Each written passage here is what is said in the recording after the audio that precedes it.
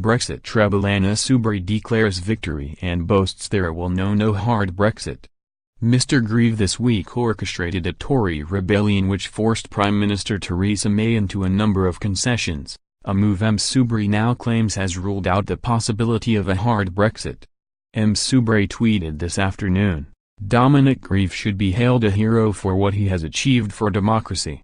Deal or no deal, Parliament will have a meaningful vote, and to be clear, there will be no hard Brexit when the EU withdrawal bill is passed." The tweet comes amid rising confusion over what Mrs May agreed to when she staved off defeat on Tuesday's House of Lords amendment vote.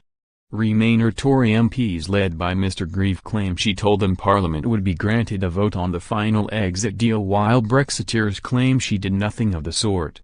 Whatever the fine print, this week's developments have merely raised tension in Parliament as time runs out ahead of the EU summit later this month.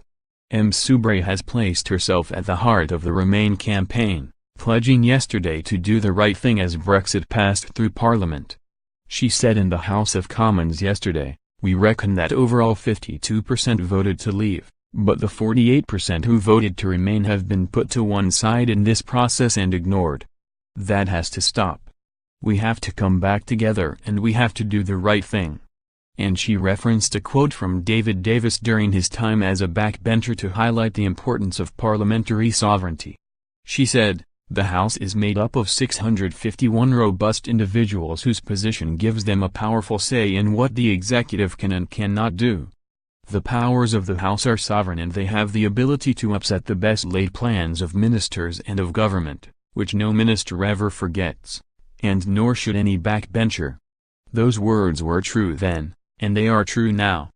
They were spoken by the Secretary of State for exiting the European Union. Mr Grieve, however, was today forced to deny he was involved in an anti-Brexit conspiracy after addressing a private meeting in a Brussels base in London. The former Attorney General was accused of supping with the devil by Brexiteers after being seen at the event with former Labour spin Dr Alistair Campbell and other opponents of Britain's exit from the EU. He said, "There was no conspiracy. I went along to speak at a meeting. I often go to meetings to speak at people's invitation, and that's what I did." The meeting had been called by one of my Conservative colleagues to discuss how the process of Brexit was unfolding and to seek a briefing from me as to how I thought the dynamics were playing out in Parliament.